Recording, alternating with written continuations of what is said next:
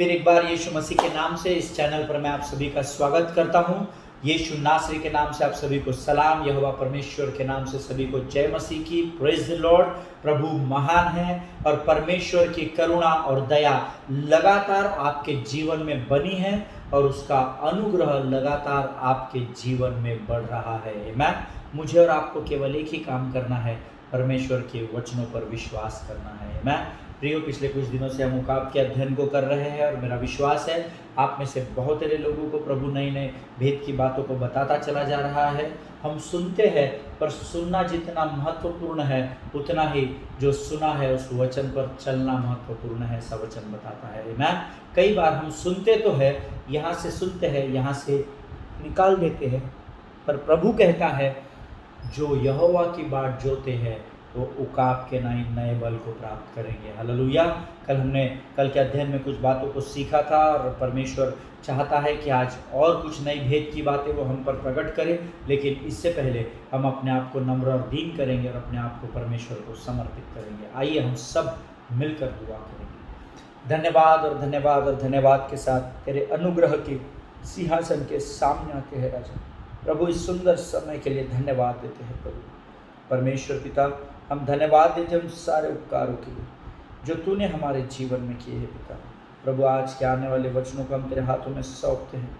हमारे मन, प्राण, शरीर, बुद्धि और आत्मा को तुझे समर्पित करते हैं राजा। पवित्र आत्मा, तू और हमारे ऊपर अपने संपूर्ण नियंत्रण को ले। कोई भी बरगलाने वाली आत्मा हमारे मन को, हृदय को भटकाने न पाए, ऐसी घोषणा हम यीशु नासरी के नाम से करते हैं राजा। अपने आप को यीशु के लहू में डुबोते हैं। स्वर्गदूतों को मैं यीशु नासरी के नाम से हम में से हर एक की सेवा टहल को आज्ञा देता हूँ। प्रभु, जब हम वचनों को सुनते हैं तो उसके द्वारा हमसे बातचीत कर। अब तक तूने हमारी प्रार्थनाओं को सुना है और हमारे हर एक प्रार्थनाओं को तूने उत्तर दिया है, इसलिए हम तुझे धन्यवाद देते हैं। आने वाले वचनों को तुझे समर्पित करते हुए इस विनती को धन्यवाद के साथ यीशु नासरी के नाम से मांगते हैं। सुन और बड़ी दया से ग्रहण कर। आमीन। हालेलुया। प्रियो, कल कुछ बातों को हमने देखा था। मैंने आपको कल बताया था कि हमारा जो जीवन है, we are living in microwave world. आमीन। आज अगर हमारा खाना हम रात को 12 बजे फ्रिज से निकालते हैं, हमारा खाना बहुत ठंडा हो चुका होता है। फ्रिज में टेम्परेचर की वजह से हम क्या करते हैं, चूल्हा जलाकर, गैस जलाकर उस पर खाना गर्म करने इतना पेशेंस ही हमारे अंदर नहीं बचा है। शैतान ने हमको बरगला दिया है। हम क्या करते हैं, सबके घर में माइक्रोवेव ओवन है। हम लोग क्या करते हैं, फ्रिज में से खाना निकालते हैं, तुरंत निकाल के उस माइक्रोवेव में डालते हैं, 2 मिनट में वो गर्म हो जाता है और हम उसको खाकर सो जाते हैं। आमीन। मैं आपको इसीलिए माइक्रोवेव वर्ल्ड का उदाहरण दे रहा हूँ या माइक्रोवेव का उदाहरण दे रहा हूँ, क्योंकि आज कहीं ना कहीं आप और मैं अपने जीवन में धीरज को खो चुके हैं। आमीन। परंतु वचन तो कहता है जो, अर्थात आप और मैं, हम में से जो भी यहोवा की बाट जोते हैं वो ही उकाब के नया बल प्राप्त करेंगे। आमीन। नया बल ऐसा लिखा हुआ है, अर्थात उकाब का भी बल चला जाता है और उसको परमेश्वर फिर एक बार रिन्यू करता है। आमीन। अगर आज आप चाहते हैं कि आज आपकी सेवकाई में आप कहीं निराश, हताश हो चुके हैं और आप वापस रिन्यू होना चाहते हैं, तो आपको परमेश्वर की बाट जोड़नी पड़ेगी। हालेलुया। प्रियो, आज के युग में वेट करना, वेट अपॉन द लॉर्ड ऐसा लिखा हुआ है ना। आज के दुनिया में वेट करना या बाट जोड़ना या प्रतीक्षा करना जो है वो लोगों के लिए फ्रस्ट्रेशन बन गया है। अगर हमारा किसी के पास धन है, वो आदमी हमें 1 साल से, 2 साल से, 3 साल से बहाने बना रहा है, तो क्या होता है, हमारा फ्रस्ट्रेशन का जो लेवल है ना वो बढ़ता चला जाता है। हालेलुया। ये मैं आपको एक बड़ी साधारण बात बता रहा हूँ क्योंकि ऐसा सबके जीवन में होता है। शैतान ने हमारे जीवन से धीरज को निकाल लिया है और फ्रस्ट्रेशन को हमारे जाने अनजाने में उंडेल दिया है, जो हम जान ही नहीं पा रहे हैं। हालेलुया। प्रियो, always remember that even if the world is moving towards 21st century, but God does not operate any faster in the 21st century. Hallelujah. Then he did it in the 1st century and before that also. जब मैं ये वचन लिख रहा था या ये lines लिख रहा था तो प्रभु ने मुझे कहा कि अमीन, तू जिस दुनिया में रहता है ये दुनिया जरूर कहती है कि हम 21st सेंचुरी की ओर बढ़ रहे हैं, अभी सब चलता है, कोई फर्क नहीं पड़ता है, सब लागू है, हम तो 21वीं शताब्दी के लोग हैं, आप क्या पुराने ख्यालातों के लोग हैं। परंतु परमेश्वर ने मुझे बताया कि भले ही सारा संसार 21वीं शताब्दी की ओर जा रहा है, लेकिन मैं वही परमेश्वर हूँ जो पहली शताब्दी में जैसा था, और पहली शताब्दी इस पृथ्वी पर आने के पहले के समय में भी मैं जैसा था, वैसा ही मैं आज भी हूँ, और वैसा ही मैं युगानुयुग बना रहूँगा। हालेलुया। प्रियो, परमेश्वर नहीं बदलता है। मैन, आप और मैं मेडिकल साइंस टेक्नोलॉजी के हिसाब से बदलते चले जा रहे हैं, परंतु परमेश्वर का वचन जो उस समय यशायाह ने लिखा था, वो आज भी हमें वही सीख दे रहा है कि जो यहोवा की बाट जो होते हैं वे उकाब के नए नए बल को प्राप्त करेंगे। हालेलुया। जैसे उकाब उस तूफान में प्रतीक्षा करता है, he waits that the storm will come and he will give himself into that storm, so that जैसे उकाब जो है वो उस तूफान की प्रतीक्षा करता है ताकि जब तूफान उसके बराबरी में आए वो अपने आप को उस तूफान में झोंक दे और वो तूफान ही उसको उठाता हुआ ऊंचाई पर लेकर जाए। वैसे ही परमेश्वर चाहता है कि जैसे ये उकाब तूफान की प्रतीक्षा करता है, आप और मैं जो उकाब के नहीं जिनको परमेश्वर देख रहा है, प्रभु आज उनसे भी कह रहा है कि तू धीरज को थाम कर रखना। हालेलुया। धन्य है वह मनुष्य जो परीक्षा में स्थिर रहता है, क्योंकि परमेश्वर उसके ही सिर पर जीवन के मुकुट को लेने पर है। हालेलुया।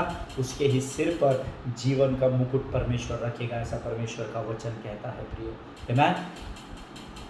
कई बार हमारे जीवन में ऐसी परिस्थिति आती है जब परमेश्वर हमको कहता है तू प्रतीक्षा कर, तू वेट कर। हम वेट तो करते हैं, पर वो प्रतीक्षा करते समय हम फ्रस्ट्रेट हो जाते हैं, और जैसे ही हम फ्रस्ट्रेट होते हैं हम अपने प्रतीक्षा के उस घेरे से बाहर आ जाते हैं और फ्रस्ट्रेशन के उस घेरे में प्रवेश कर जाते हैं, जिसके द्वारा हमारा जीवन ऐसा जाने के बजाय ऐसा जाना आरंभ हो जाता है। हालेलुया। जिनके कान हो वो सुन ले। आमीन। Actually we have turn our waiting into frustration.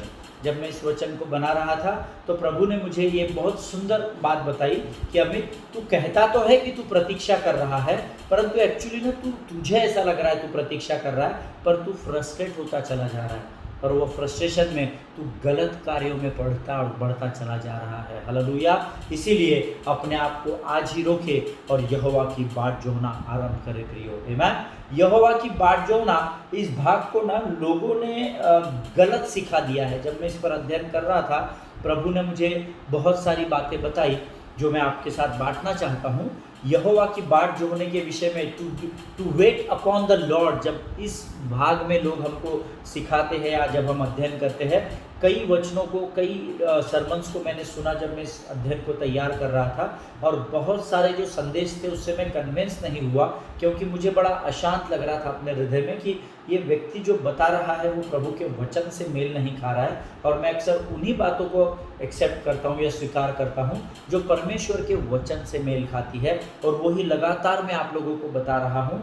जो कुछ भी मैं आपको बताता हूँ या जो कोई भी अध्ययन हम मिलकर करते हैं, उसको आप वचन से ज़रूर प्रमाणित कीजिए, उसको वचन से मिलाकर देखिए। जो मेरी बातें वचन से मेल नहीं खाती उसको आप आपके जीवन में कभी भी ग्रहण नहीं करना, नहीं तो आप परमेश्वर से दूर होते चले जाएंगे। हालेलुया। प्रियो, यहोवा की बाट जो होने का मतलब ये नहीं है कि जब तक परमेश्वर स्वयं को जादू की छड़ी न चला दे तब तक बैठे रहना और कुछ नहीं करना। इसको यहोवा की बाट जो होना नहीं बोलते। नहीं ब्रदर, एक पास्टर आए थे और उन्होंने मेरे लिए एक बहुत भारी भविष्यवाणी की थी, और 15 साल हो गए मैं तो वेट कर रहा हूँ वो भविष्यवाणी मेरे जीवन में कब पूरी होगी, और मैं वेट कर रहा हूँ और मैं बैठा हूँ, लेकिन अभी तक कुछ हुआ नहीं है। इसको बाट जो होना नहीं कहते हैं। हालेलुया। जब मैं इसका अध्ययन करने बैठा तो मुझे बड़ा अद्भुत बातें परमेश्वर ने बताई।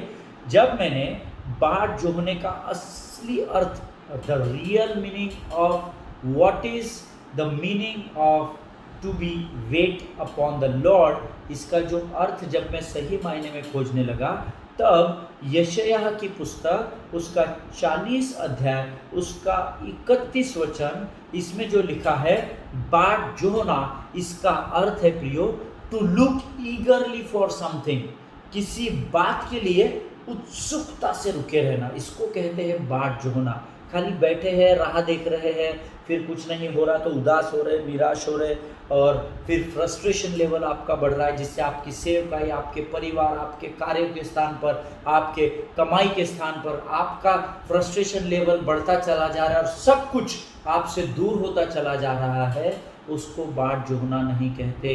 बाट जोहने का अर्थ है to look eagerly for something और to look eagerly toward something. किसी बात की तरफ बड़ी उत्सुकता से देखना या किसी बात के लिए बड़े उत्सुकता से रुके रहना, उसको बाट जोहना कहते हैं। या दूसरा अर्थ मैं बताऊं, टू एंटिसिपेट अ पॉसिबिलिटी, एक संभावना का अनुमान लगाना जब तक वो आपको प्राप्त न हो जाए। अर्थात अगर मैं ये कठिन भाषा को अगर मैं सरल करके बताऊं तो जो उकाब है वो तूफान के आने का अंदेशा लगाता है, वो अनुमान लगाता है, लेकिन वो अनुमान लगाने के बाद इस ऊंचाई से अपनी ऊंचाई को या अपने स्थान को छोड़कर नीचे नहीं कूदता है, या नीचे जाकर नहीं देखता कि मैं जो सोच रहा हूँ, जो मैं अनुमान लगा रहा हूँ वो बराबर है कि नहीं, जाकर देखूँ क्या, क्योंकि ये नीचे जाएगा तो ये भी उन चिकन्स के नाइक बर्ताव करने लगेगा। हालेलुया। दैट मीन्स बाट जोहने का अर्थ है यहाँ पर ऊंचाई पर, चोटी की ऊंचाई पर ये अनुमान लगाता है कि अब तूफान आने वाला है, लेकिन ये इसी स्थान पर रहता है जिस स्थान पर प्रभु ने इसको रखा है। ये अपना स्थान नहीं छोड़ता है। ये बाढ़ जो होता है और धीरे धीरे जो अनुमान या जो अंदेशा इसने लगाया है, what ever he is anticipating, जिस बात का यह अंदेशा उकाब लगा रहा है, अपने पंखों को फैलाकर ये एकदम तैयार बैठा हुआ है और अनुमान लगा रहा है। धीरे धीरे धीरे धीरे इसका अनुमान इसके अनुभव में बदलता चला जाता है, और जब तूफान इस तक पहुंचता है तब ये अपने पंखों को, पूरे जो बंद पंख थे उसको पूरी रीति से फैलाता है, जिसको पहले से फैला कर बैठा था, और फिर उसमें अपने आप को झोंक देता है। हालेलुया। प्रियो, बाट जोहने का अर्थ है किसी बात के लिए बड़े उत्सुकता में रुके रहना या ठहरे रहना, या दूसरा अर्थ है एक संभावना का अनुमान लगाना, और वो अनुमान जब तक अनुभव में नहीं बदलता है तब तक उसकी प्रतीक्षा करते रहना या बाट जोहते रहना। इसको कहते हैं असली बाट जोहना। हालेलुया। ये यहाँ बैठे बैठे निराश नहीं हो गया है, ये यहाँ हताश नहीं हुआ कि नीचे कूद कर देखता हूँ, ये अपने स्थान को नहीं छोड़ता है। हालेलुया। आज यहोवा परमेश्वर आपसे और मुझसे चाहता है, जब आप किसी बात की प्रतीक्षा कर रहे हैं, किसी बात की बाट जोह रहे हैं, तो अपने स्थान को मत छोड़िए, क्योंकि जब आप अपने स्थान को छोड़ते हैं इसका अर्थ है कि आप बाट जोहना छोड़कर फ्रस्ट्रेट होकर उस बात का अंदेशा या अनुमान लगाने नीचे कूद पड़ते हैं। आमीन। परमेश्वर नहीं चाहता कि जिस स्थान पर उसने आपको रखा है उस स्थान से आप नीचे आ जाए। हालेलुया। प्रियो, ये वो बातें हैं जो हमारे जीवन में बाट जोहने के अर्थ को पूरी तरह से बदल डालते हैं। हालेलुया। बाट जोहने का अर्थ मैंने आपको बताया, जो नोट्स हिंदी में लिख रहे हैं। Number 1, to look eagerly for, Hindi में लिखेंगे किसी बात के लिए उत्सुकता से, एक्साइटमेंट के साथ रुकना। अरे तूफान आ रहा है रे, अरे तूफान आ रहा है, अरे आ रहा है रे, आ रहा रे, आ रहा करके वो तूफान जब आता है तब ये उत्साहित हो जाता है और उत्साह के साथ ये अपने आप को तूफान में झोंक देता है। आमीन। ये निराशा से यहाँ बैठा हुआ नहीं है, लेकिन ये उत्सुकता के साथ प्रतीक्षा कर रहा है। आमीन। बाट जोहना यानी उत्सुकता के साथ प्रतीक्षा करना, या दूसरा एक संभावना का अनुमान लगाना, to anticipate a possibility of something, किसी बात का अंदेशा लगाना कि कुछ अभी होने वाला है, लेकिन उसमें उत्सुकता बनाए रखना या उत्साह बनाए रखना, उसको कहते हैं बाट जोहना। Hallelujah. Always remember our waiting process is different than God's waiting process. Hallelujah. हमारा बाट जोहना परमेश्वर के बाट जोहने से एकदम ही अलग होता है। हालेलुया। Because in God's waiting room, to wait means the potential of promise that can come any moment, any day or any place. Amen. प्रियो, हमारा बाट जोहना परमेश्वर के बाट जोहने से अलग होता है। ओके, हम वेटिंग रूम जानते हैं ना, रेलवे स्टेशन पर वेटिंग रूम होती है, फर्स्ट क्लास वालों के लिए अलग, सेकंड क्लास वालों के लिए अलग, और स्लीपर वाले तो बेचारे प्लेटफॉर्म पे ही बाकड़ों पर बैठे रहते हैं, है ना। हर एक के लेवल का वेटिंग रूम अलग अलग दिया हुआ है। आमीन। वैसे ही परमेश्वर का वचन कहता है जब हम परमेश्वर के बाट जो होते हैं उसकी वेटिंग रूम जो है, उसका प्रतीक्षालय जो है, वो हमारे प्रतीक्षालय से एकदम ही अलग है। उसके प्रतीक्षालय में या परमेश्वर के वेटिंग रूम में क्या होता है, वेट करने का अर्थ है the potential of promise that can come any moment. यहाँ पर परमेश्वर के वेटिंग रूम में हम जब बैठते हैं तो परमेश्वर के वेटिंग रूम में बैठने का अर्थ है कि हमारे अंदर उस वाचा को जो परमेश्वर ने हमसे बांधी है उसे प्राप्त करने की सामर्थ हमारे अंदर लेकर हमको वहां बैठना है कि किसी भी समय परमेश्वर मेरी उस प्रार्थना का उत्तर दे देगा। हालेलुया। अगर आज आपके कर्जा किसी के ऊपर है, आपको किसी से धन प्राप्त करना है, तो आप इस बात की आशा को बांधकर बाट जो होते रहे कि किसी भी समय प्रभु मैं तेरा धन्यवाद देता हूं कि तू किसी भी पल किसी भी दिन मेरा वो धन मुझ तक वापस लौटाने के लिए तत्पर है। हालेलुया। अगर किसी ने आपका कुछ छीन लिया है तो आप परमेश्वर की बाट जो है इस कॉन्फिडेंस या इस उत्साह के साथ कि प्रभु मेरा पूरा विश्वास है, मैं प्रतीक्षा में हूं, मैं अपने पंखों को फैलाकर हूं प्रभु कि किसी भी समय तू उस बात को, उस तूफान को मेरे जीवन में लेकर आएगा ताकि मैं अपने आप को उस तूफान में झोंक दूं और मैं अपने प्रार्थना का उत्तर तुझसे प्राप्त कर दूं। हालेलुया। यशायाह की किताब उसका 40 अध्याय उसका 31वां वचन जो हम लगातार कुछ दिनों से अध्ययन कर रहे हैं वो आज फिर एक बार मैं आपके लिए पढ़ूंगा। यशायाह की पुस्तक 40 अध्याय 31 वचन। The book of Isaiah chapter 40 verse 31 says, but they that wait upon the Lord shall renew their strength, they shall mount up with wings as eagles। बस आगे का छोड़ दीजिए, इतना ही हमको आज अध्ययन करना है। और वचन यहाँ कहता है, यहाँ पर एक वर्ड दिया हुआ इंग्लिश में माउंट अप है ना। जो लोग इंग्लिश में अध्ययन कर रहे हैं वो इंग्लिश में अंडरलाइन कर ले। माउंट अप का अर्थ होता है, पहले तो हमने देखा, but they that wait upon the Lord they shall renew their, the Lord shall renew their strength. जो यहोवा की बाट जोते हैं वे उकाब के नाई उड़ेंगे, ऐसा लिखा हुआ है। परंतु उससे पहले ये लिखा हुआ है कि they that wait upon the lord, जो परमेश्वर की बाट जोते हैं, they shall renew their strength, है ना। वो अपनी सामर्थ को या अपने बल को प्राप्त करेंगे, ऐसा लिखा हुआ है। प्रियो, यहाँ पर जो माउंट अप शब्द आया है, माउंट अप का अर्थ होता है posturing yourself in such a way that you will be able to ascend और बी टेकन अप। आमेन। इसका हिंदी में अर्थ होता है माउंट अप करना, अपने आप को माउंट अप करना। इसका अर्थ होता है अपने आप को ऐसे पोस्चर या ऐसे पोजीशन में बनाकर रखना कि जब ये तूफान आएगा तो ये तूफान आते ही जब आप इस पोजीशन में रहेंगे, आपकी आंखें ऊपर रहेगी, आपके पंख ऐसे फैले हुए रहेंगे, जैसे ही तूफान आएगा तो आप इस माउंट अप पोजीशन में रहेंगे। जैसे ही तूफान आपसे ऊंचाई पर जाएगा और अपने आप को जब आप उसमें झोंकेंगे तो आप नीचे नहीं परंतु आप ऊपर की ओर बढ़ते चले जाएंगे। हालेलुया। उसको कहते हैं माउंट अप पोजीशन, ऐसा वचन बताता है। आमेन।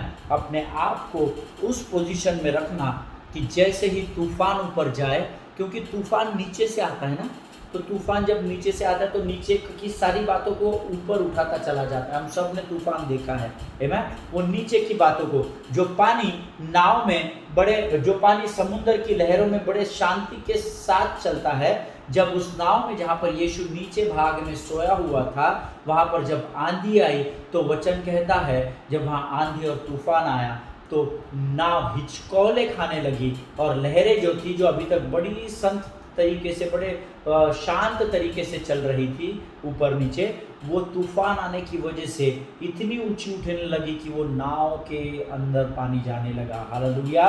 सो जब भी तूफान आता है तो चीज़ें ऊपर की ओर फेंकी जाती है। तो वचन यहाँ माउंट अप ये शब्द देता है। टू माउंट अप का अर्थ होता है, टू माउंट अप मीन्स अपने आप को ऐसे पोजीशन में तैयार रखना है कि जैसे ही तूफान आपको ऊपर उठता दिखाई दे तो आपको सिर्फ ऊपर उड़ान भरनी है। आप कभी भी नीचे नहीं जाएंगे, परंतु वो तूफान आपको ऊपर ही उठाकर, आप इस पोजीशन में है, वो तूफान नीचे से आएगा और आपको ऐसा ही ऊपर उठाकर लेकर चला जाएगा। Hallelujah, amen. Always remember waiters are possessioners, amen. जो यहोवा की बाट जो होते हैं वे उकाब के नाई ऊंची उड़ान भरेंगे। यहाँ पर परमेश्वर के वचन के द्वारा प्रभु की आत्मा ने मुझे बताया कि यहाँ पर वेट करने का मतलब है तुमने अपने स्थान को पा लिया है। हालेलुया। वेटर्स आर पोजेसर्स, ऐसा पोजेशनर्स, ऐसा प्रभु ने मुझे बताया जब मैं इसका अध्ययन कर रहा था कि जो प्रतीक्षा करते हैं तो वो खातिर से उस बात को या उस आशीष को पाते हैं जो प्रभु ने उनके लिए तैयार रखी है। हालेलुया। जो यहाँ प्रतीक्षा कर रहे हैं, आपकी आशीष यहाँ है। परमेश्वर की आत्मा ने बताया ये जो वेट करने वाला यहाँ पर है वो खातिर से जाकर इस आशीष को प्राप्त करेगा। हालेलुया। इसलिए बहुत ज़रूरी है कि हमको पेशेंस हमारे अंदर होना बहुत ज़रूरी है। धीरज का हमारे अंदर बने रहना बहुत बहुत बहुत ज़रूरी है, क्योंकि जब आप धीरज रखते हैं तो आप परमेश्वर के उत्तम बातों को प्राप्त करते हैं। हालेलुया। प्रियो, बाट जो होने वाले चुपचाप एक कोने में पड़े हुए प्रतीक्षा करते हुए नहीं पाए जाते। आमेन। हम बाट जो रहे, ब्रदर मुझे बड़ा आलस आ रहा है, कितने दिन से वेट कर रहा हूँ, मेरे जीवन में कुछ हो नहीं रहा है, मेरी सेवकाई में कुछ हो नहीं रहा है, मेरा तो जीवन सबका चलता है वैसा ही चल रहा है। विश्वास कीजिए, जो बाट जो होने वाले होते हैं वो चुपचाप कोने में पड़ के प्रतीक्षा नहीं करते कि एक सुनहरा दिन आएगा। आमेन। जिनके कान हो वो सुन ले। लेकिन बाट जो होने वाले जब तक तूफान नहीं आता है तब तक इस बात का आनंद मनाते हुए पाए जाते हैं कि वो तूफान में ऊंची उड़ान भरने वाले हैं। हालेलुया। प्रियो, बाट जो होने का अर्थ है उत्सुकता के साथ आने वाले तूफान की प्रतीक्षा करना। हालेलुया। जो बाट जो होते हैं वो तूफान नहीं आने तक अपने आप को बांध कर नहीं बैठते हैं, लेकिन वो आनंद मनाते हैं कि मैं पूरी रीति से अपनी पोजीशन में तैयार हूँ। जब तूफान आएगा तो मैं इस तूफान के साथ एक ऊंची उड़ान को भरने लगूंगा। हालेलुया। बाट जो होने वाले फ्रस्ट्रेट नहीं होते हैं। मैंने आपको बताया अभी कुछ समय पहले, जो बाट जो होते हैं वो फ्रस्ट्रेशन में नहीं जाते, निराशा में नहीं जाते हैं। लेकिन जब तक तूफान पूरे उफान पर नहीं आता है तब तक अपने पंखों को फैलाकर अपनी पोजीशन को लेकर वो तैयार होते हैं। हालेलुया। वो उनकी आंखें ऊपर लगी है, लेकिन उनका अनुमान है कि तूफान अभी आ रहा है, तूफान अभी आ रहा है। क्योंकि आप शायद जानते होंगे जब तूफान आता है, आंधी आती है तो आवाज़ होती है। मैं इस भाग के अंत में जब हम ख़त्म करेंगे तो उस आने वाली आवाज़ के बारे में आपसे ज़रूर एक भेद की बात करूँगा प्रियो। लेकिन वचन कहता है कि जो बाढ़ जो होते हैं वो फ्रस्ट्रेट नहीं होते, लेकिन जब तक तूफान अपने पूरे बल और सामर्थ्य के साथ अपनी पूरी उफान में नहीं आता तब तक वो आनंद के साथ अपनी पोजीशंस को लेकर वो अनुमान लगाते हैं कि अब तूफान आएगा और मैं बड़े उत्साह के साथ उस तूफान की लहरों में ऊंचाई पर उड़ता चला जाऊंगा। हालेलुया। जिनके कान हो वो सुन ले कि परमेश्वर क्या कहना चाहता है। आमेन। एक एग्जाम्पल के तौर पर अगर मैं आपको बताऊं, हमने ओलंपिक्स देखा है, हम में से ऑलमोस्ट सब लोग हम ओलंपिक्स देखते हैं। ओलंपिक्स में क्या होता है, 100 मीटर की जो दौड़ होती है उसमें अलग अलग ट्रैक्स बने होते हैं। अगर आप ध्यान से ओलंपिक्स देखेंगे तो जिस स्थान पर वो रनर खड़ा होता है, जिस स्थान पर वो दौड़ लगाने वाला जो कैंडिडेट है वो खड़ा होता है, वहाँ पर एक लॉक लगा होता है जिसमें उसको अपने पाँव फंसाने होते हैं। और आप जानते हैं कि वो जो भी 8-9 लोग रहते हैं वो सब अपनी अपनी पोजीशंस को ऐसे लेते हैं, लेकिन पोजीशंस को लिए बराबर वो भागते नहीं हैं। आमेन। वो क्या करते हैं, रेडी गेट सेट, और जब रिवॉल्वर से बूम करके वो शॉट होता है तब गो का कमांड उनको मिलता है, हालेलुया। बट जब तक उनको उस गो का कमांड नहीं मिलता, वो राह नहीं देखते बैठते हैं, आमीन। वो अपने आप को तैयार करते हैं उस पोजीशन में, ताकि जब उनका सही समय आए तो अपने स्थान को छोड़कर वो आगे की ओर दौड़े और जो लक्ष्य उनको दिया गया है उस लक्ष्य तक सबसे पहले पहुंचने का प्रयत्न करें, हालेलुया। प्रियो, इसको ही कहते हैं बाट जो होना, आमीन। वो बाट जो होते हैं, लेकिन बाट जो होने के लिए वो ऐसे हाथ बांध कर नहीं खड़े होते हैं कि 1 2 3 गो बोलेंगे, वो गन शॉट करेंगे तब मैं दौड़ना शुरू करूंगा। वो जब रेडी ऐसा बोलते हैं तो वो एक पोजीशन में आते हैं, गेट सेट, फिर थोड़ा सा उठते हैं, गो। जैसा ही गो बोला जाता है तो वो अपने स्थान को छोड़ देते हैं, हालेलुया। उकाब भी ऐसा ही करता है, और क्योंकि उकाब ऐसा करता है, प्रभु चाहता है आप और मैं भी जब तूफान आना आरंभ हो, अपनी पोजीशंस को लेकर हम तैयार रहे, प्रभु का धन्यवाद करें और प्रभु से कहे, प्रभु मैं आंखें अपनी उस पर्वत की ओर लगा कर हूँ जहाँ आप तो मुझे पहुँचाने वाला है। और जैसे ही तूफान आता है, हमको उकाब के नाई उस तूफान में अपने आप को झोंक देना है, आमीन, हालेलुया। परमेश्वर इन वचनों को समझने के लिए आपको मदद करे। प्रियो, मैं आज आपको बताना चाहता हूँ, परमेश्वर जब कभी भी आपको प्रतीक्षा करने को कहता है, तब वह यह नहीं कहता कि आप निष्क्रिय या मरणहार परिस्थिति में चले जाए, लेकिन वो कहता है कि मैं तुम्हें सक्रिय होने का आदेश दे रहा हूँ, क्योंकि अब मैं तेरे जीवन में एक बड़ी ऊंची उड़ान को भरने जा रहा हूँ, हालेलुया। परमेश्वर का बाट जो होना अर्थात मरणहार परिस्थिति में जाकर प्रतीक्षा करना नहीं, परंतु जो निर्देश, जो वाचा है, जो प्रतिज्ञा है, जो आज्ञा परमेश्वर ने मुझे दी है, उसको थाम कर तैयार रहना है, ताकि जब तूफान आए तो उन वचनों को लेकर आप एक ऊंची उड़ान उस तूफान की ओर भर सके, हालेलुया। जिनके कान हो वो सुन ले। To wait upon the Lord does not mean the God is giving you the instructions to be passive, but he is giving us a charge to be active, amen। परमेश्वर की बाट जो होना यानी मरणहार परिस्थिति में पड़े रहना नहीं, लेकिन अपने आप को सक्रिय रीति से तैयार करना, ताकि जैसे ही परमेश्वर गो का कमांड दे तो हम एक ऊंची उड़ान को भर सके, हालेलुया। अक्सर परमेश्वर हमें बहुतों के जीवनों में, हम में से मैंने आप भी आ गए उसमें, मैं भी आ गया, अक्सर परमेश्वर हम बहुतों के जीवनों में कई बार अवसर या मौका देकर दस्तक देता है, लेकिन हम उसको खो देते हैं क्योंकि हम उस दस्तक को समझ ही नहीं पाते हैं, आमीन। Many times I always tells people, मैं हमेशा लोगों को बताता हूँ, whenever God Knox the door, open that door immediately, आमीन। जब कभी भी परमेश्वर एक अपॉर्चुनिटी के या एक अवसर के रूप में या एक संधि के रूप में आपको जब नॉक करता है ना, आपके द्वार पर खटखटाता है, तो तुरंत उस द्वार को खोल लीजिए, हालेलुया। वचन कहता है, मैं तेरे हृदय के द्वार पर खड़े होकर खटखटाता हूँ, और जो कोई उस द्वार पर को खोलेगा, मैं उसके घर के भीतर प्रवेश तो करूँगा, पर मैं उसके साथ भोजन भी करूँगा, हालेलुया। प्रियो, कई अपॉर्चुनिटीज आपके जीवन में आ चुकी है, मेरे जीवन में आ चुकी है, लेकिन हमने उस अवसर को खो दिया है। लेकिन परमेश्वर का वचन कहता है, अवसर को बहुमूल्य समझो, हालेलुया।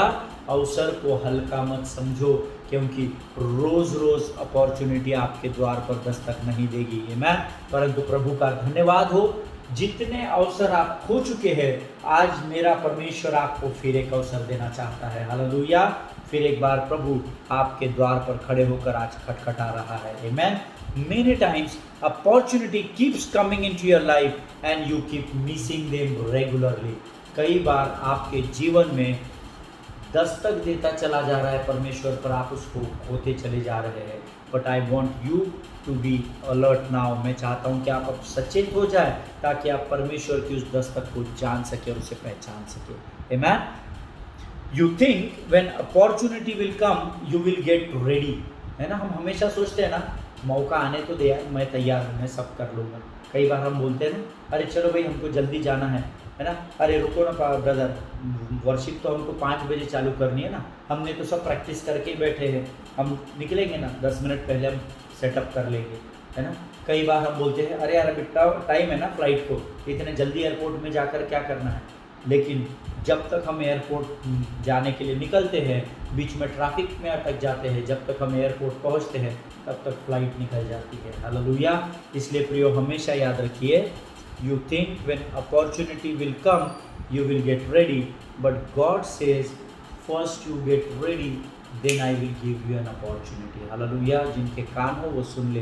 परमेश्वर चाहता है कि पहले तू तैयार हो जा, उसके बाद मैं अवसर को तेरे जीवन पर उंडेलूंगा। लेकिन हम क्या कर रहे हैं, नहीं, पहले अवसर को आने दो, फिर हम देखेंगे, हम तैयार होंगे। आमीन।